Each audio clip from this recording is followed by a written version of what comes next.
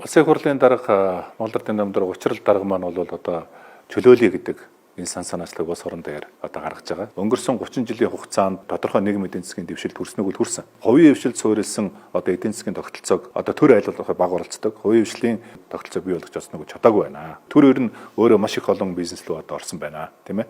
Энэ бол одоо маш муу тал. Үн дээр бизнесийн орчин одоо муудсан, тийм ээ. Одоо хэл ахуул нэмэгдсэн. За мөн одоо зөвшөөрлийн тоо хэрэгс итэрсэн.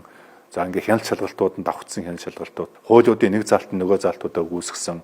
За ингээд бүх бизнесийн одоо маргаанууд бүгдээрээ шүүхтэр очдог. Одоо 10 хэдэн жил ч гэсэн шүүхийн маргаанаар хөрөнгийнхаа маргааныг шийдвэж чадахгүй байдлууд үүссэн. Бүх гадны хөрөнгө оруулагч нартайгаа бид нар шүүхийн маргаанд орцсон, татварын маргаанд орцсон, тийм ээ.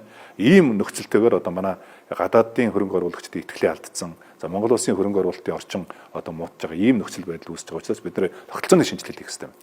Энэ чөлөөлөлт гэдэг бол тогтолцооны шинжилгээ. Тийм учраас өнөөдөр одоо бизнесийн орчин энэ эдийн засгийн хэрэгжлийг хангахад одоо чөдөр тушаад болоод байгаа энэ төрлийн бүх зохицуултуудыг чөлөөлъё. Эргцүүн тогтолцооны шинжилгэүүдийг хийя гэдэг энэ хүрээндээ энэ эдийн засгийн хэрэгжлийг хангах одоо энэ хуулиуд өргөн баригдаж байна. Одоо арчил намаас өргөн баригдаж байгаа хууль, замун одоо Монгол Улсын засгийн газраас өргөн барьж байгаа энэ хуулиуд нэгтгэгдээд үнэхээр одоо энэ бизнесийн орчныг баамлж байгаа, чөдөрлж байгаа энэ бүх зүйлүүдийг чөлөөлсөн шиг чөлөөлье. Өргөс авсан шиг энэ асуудлуудыг шийдээ. Тийм учраас улсын хурлын даргын одоо энэ чөлөөлөе гэдэг одоо энэ сан санаачлагыг одоо явах тийм ээ. За тэгээд мэдээж чөлөөлөх, зэгцлэх одоо ингээд энэ асуудал дээр бол улс төрийн намууд бүгдээрээ нэгдэж үндэсний хэмжээний зөвшөөрлөл хийж одоо энэ асуудлуудыг шийдээд цаашдаа Монгол улс бол ховийн хвшил тулгуурласан тийм ээ. Ховийн хвшлийн одоо юу зонхилсан одоо ийм эдийн засгийн тогтолцоог одоо бид нар шилжихээс өөр сонголт байхгүй шүү дээ, тийм ээ.